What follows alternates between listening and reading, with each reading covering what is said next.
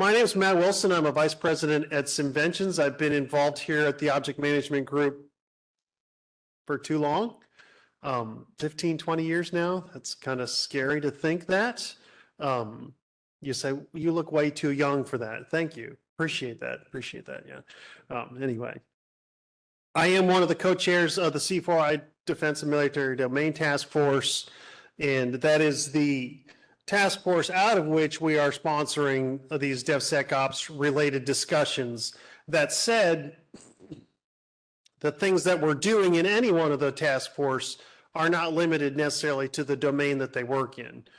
So the DevSecOps related standards are going to apply to almost any industry that is out there these days. So don't let the military tag scare you away if you're interested in this topic. But thank you all for being here. So let me kind of lay a little bit of a groundwork here. Here's our agenda for today. I'm going to talk briefly, and then I'm going to hand it over to Chris, who's going to talk a little bit from his perspective. We've got a little break because there's snacks outside, and at OMG meetings, if you get in the way of snacks, you could get in trouble. And then after that, a colleague from the Navy, Alvin Murphy, Dr. Murphy, is going to come and give the U.S. Navy perspective on DevSecOps and things that they're doing with the integrated combat systems. And then there'll be some time at the end for discussion and the way forward. So what is DevOps and what is DevSecOps? So I posed this at our meeting last year just to see what kind of consensus there is among the community, because everybody is doing a form of this, but there's not necessarily complete agreement on what that means, what's involved, what tools should I use, what do I do if I change my mind, if I'm doing one pipeline and I want to go to another pipeline? So there's a target-rich environment of common needs in this space. But the good news is we're not inventing a state of practice. We're trying to bring consistency to a state of practice. So that's what standards are there for. When there is a common state of practice out in the world, bring it together and make it orderly rather than inventing new stuff. So I went out and, well, what is DevOps? And I found this definition online at an Air Force website. It's a software engineering culture and practice that aims to unifying software development and software operations.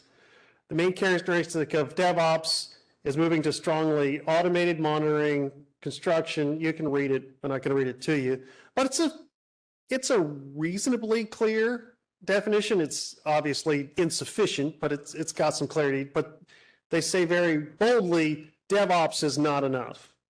We'll say, well, why is DevOps not enough? It's because we work in critical infrastructure, safety critical, national security type things. So you need to make sure they're protected, make sure they're right, that they're compliant. So you've got all kinds of industry, everything from security, national security systems, weapons, banking, healthcare. Like every industry has a need for DevSecOps.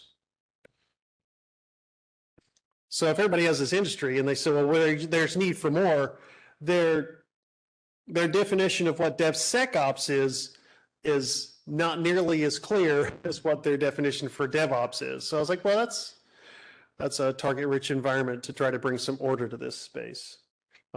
Many of you are probably familiar with the classic infinity wheel of a DevOps pipeline and then bolting sec around the outside of it. And I'll unpack that a little bit. We had a lot of conversations over the last year on what is the middle adjective supposed to be. We continue to use the term DevSecOps because that's been coined and kind of calcified itself. But we've come to embrace it really means a whole variety of things, not just secure. And then one of my co-chairs in C4I came up with this wonderful picture, which actually is quite novel if you look at it and think about it. It's more than just the DevOps, but you've got governance issues. How do I know that it's compliant, that it's meeting the conformance factors that I need? If is it going to be discertified and all those kinds of things. So he kind of threw this eye chart together to show areas where technology can be applied to this ecosystem. So what are we doing here at the OMG? If it's this big and this complicated, what are we doing here at the OMG? We're trying to bring together a whole community of the buyer communities, so the customer buyer community that's going to be procuring systems that are built with DevSecOps.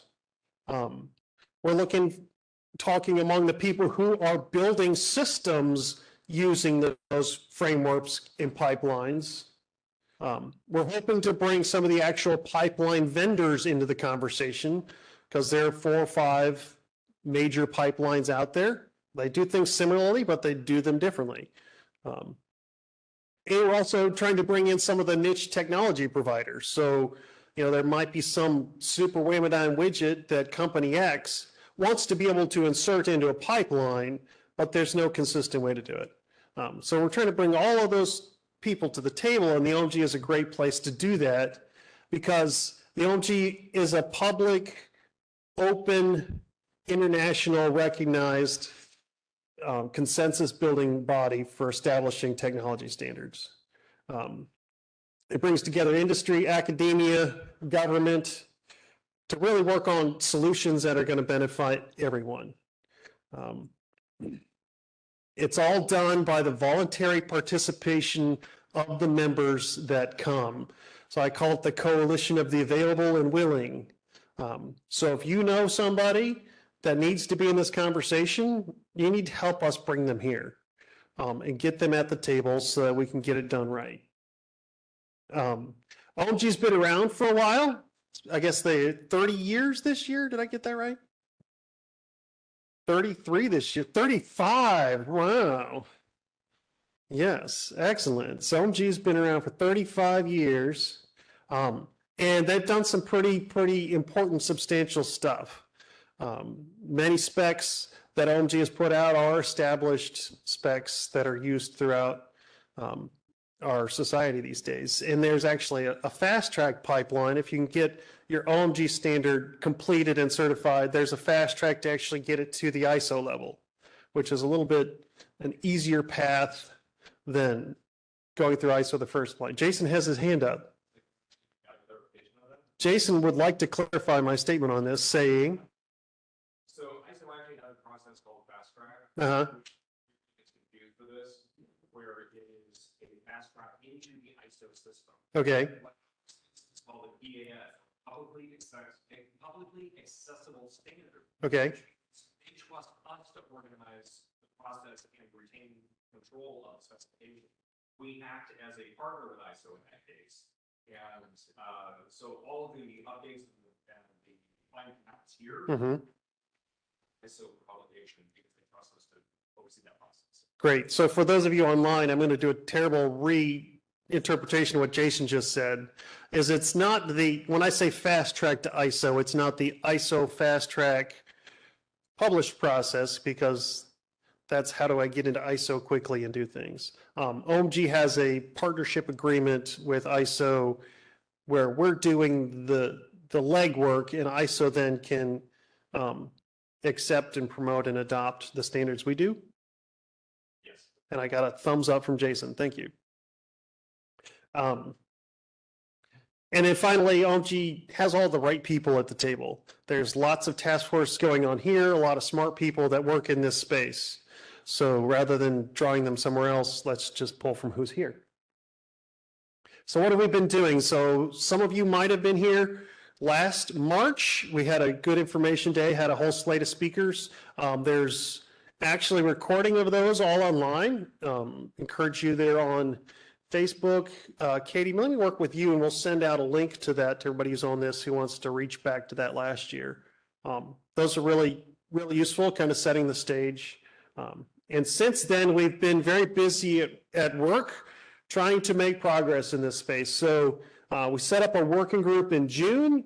And then since June, that working group has been rolling up their sleeves, talking about the breadth of the options ahead of us, but then also talking, okay, we're not going to eat this entire elephant, which is what's going to be our first bite.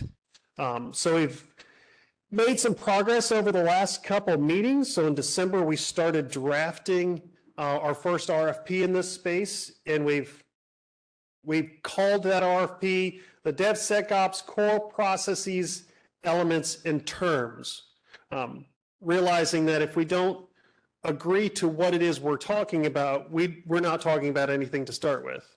So we can't standardize anything unless we agree what we're talking about. So we worked on that again some more this morning. We'll be drafting that more over the coming months. If you want to be involved in that, we'd love to have you. And here we are again 1 year later with a new special event with some guest speakers to provide us some good new perspective. So what does this draft RFP look like so far? And I'll just kind of give you a peek at the high level scope here. It's really just, we're seeking a description in related vocabularies for the high level DevSecOps framework of key processes, terms, and related artifacts and metrics. So if we can accomplish that, fantastic.